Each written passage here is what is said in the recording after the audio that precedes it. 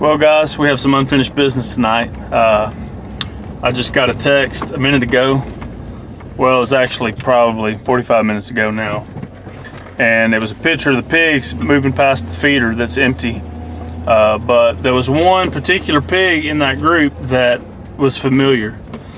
It was the spotted hog that Bradley clipped through the top of her shoulders last time we were out. And he just happened to text me later, about 20-30 minutes later, and say, hey, you want to go to the field and see if we can find some hogs in it? And I was like, I have a good feeling there's some hogs in it. And so Bradley's got some unfinished business tonight, I'm not gonna lie. He needs to go out, he needs to focus on the task, and he needs to complete the job that we started last week when we went out to the same field. I'm gonna go along, bring in the bow. I'm gonna help film. Hopefully we'll get a twofer, and hopefully they'll both be bloody on the ground when we're all said and done. So he's getting in the truck now. Say hello to Bradley. What's up?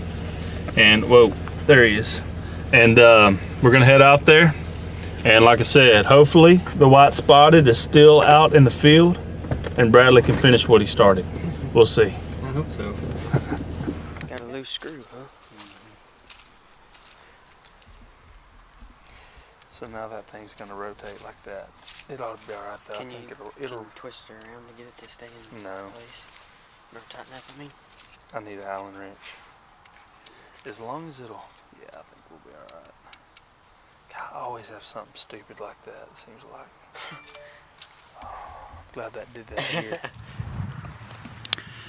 If you wonder what kind of weather pigs like, this is it right here. You can see that fine mist just kind of coming down like crazy.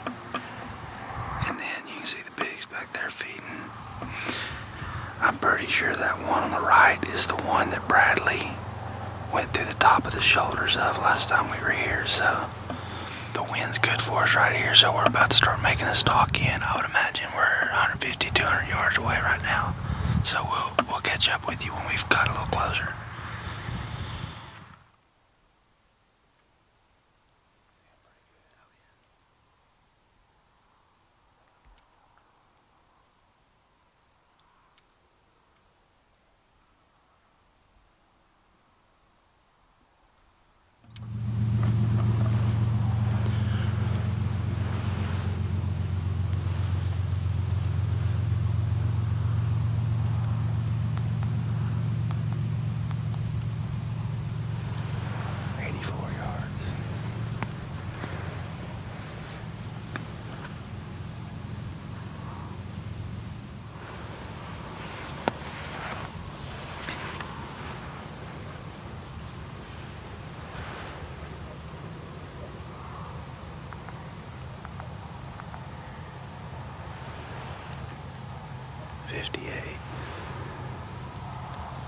That may not be right. They look pretty close. But they seem very, yeah. Is your bow ready? I'm gonna go ahead and get mine ready out here. There's two black and white spots standing there. 35 yards.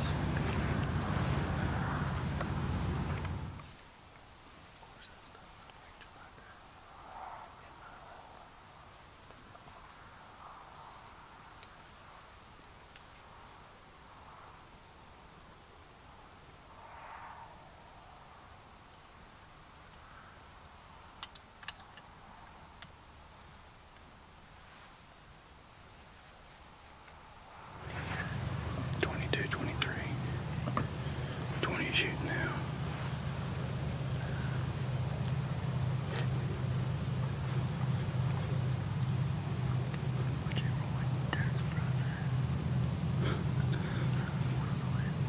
You'll take the one on the left.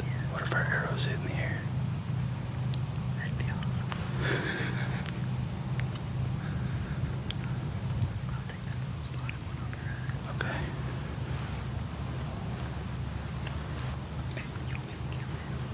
Yeah, just like last time.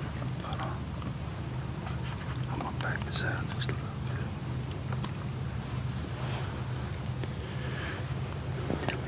I'm gonna take this one right here in front. I'm ready.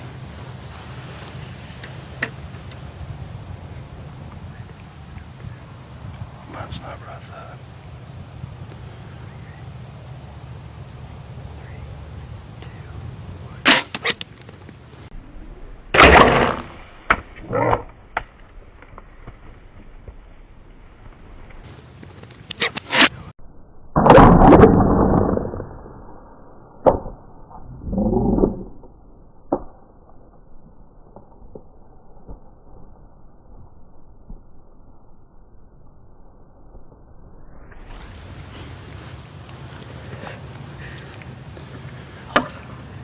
You started counting down, and I was aimed at the one in the middle, but he was facing me head on. So I noticed that one was quartering away, the one behind it. So I just moved over on it and held up on the shoulder. I wasn't looking. Dang it. So you had to shoot the I had to shoot the far one. And I punched it. Dude, I punched it right through the shoulder. But did you have to shoot the smaller one? No, it's the big one. Oh, okay, it's the good. one back in the back. Good. Which is the one you wanted to shoot? Yeah, it's the one I wanted. But the other one wasn't facing me. Dude, if I'd have been alone, or if you'd have been alone, that may have been an opportunity to get a double. Yeah. Because they were lined up right there, and I would have pulled back and shot if we weren't trying to synchronize it. Guys, that's why I shoot a heavy arrow. Did you see that joker? He dropped in his tracks. It's dead right there. No tracking. It's just laying on the ground dead. The weather that makes you want to stay home in your pajamas is the weather to go hog hunting in.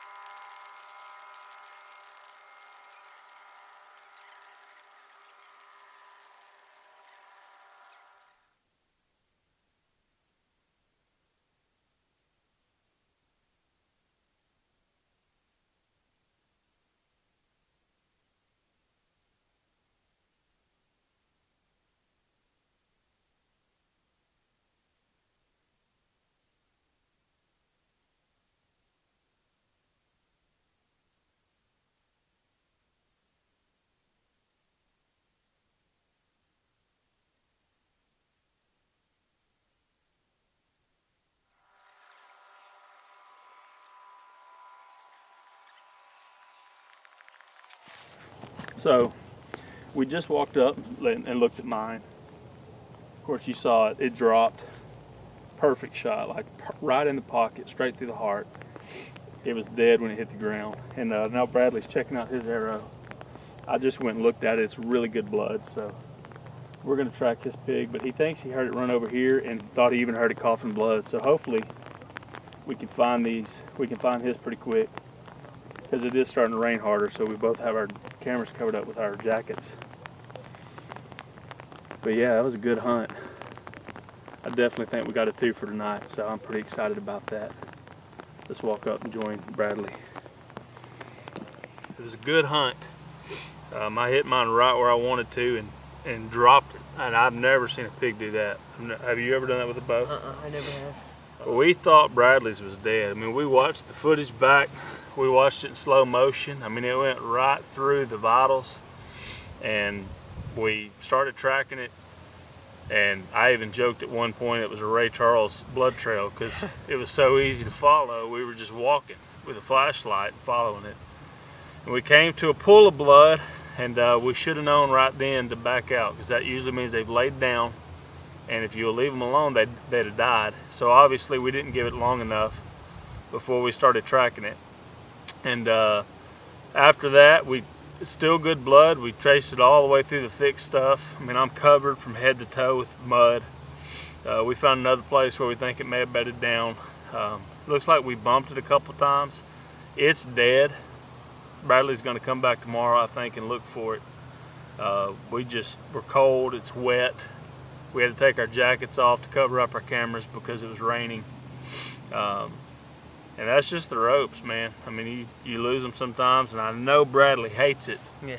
But also know that pig's dead, and that's good for the rancher who owns this place and runs cattle on it. So it's always fun to hunt with Bradley. It always has been. Honestly, I started videoing my hunts because it was cool to watch his arrows fly in slow motion. I thought, man, that would really help me know where my shot hit and how long, you know, to wait before I started tracking an animal or whatever.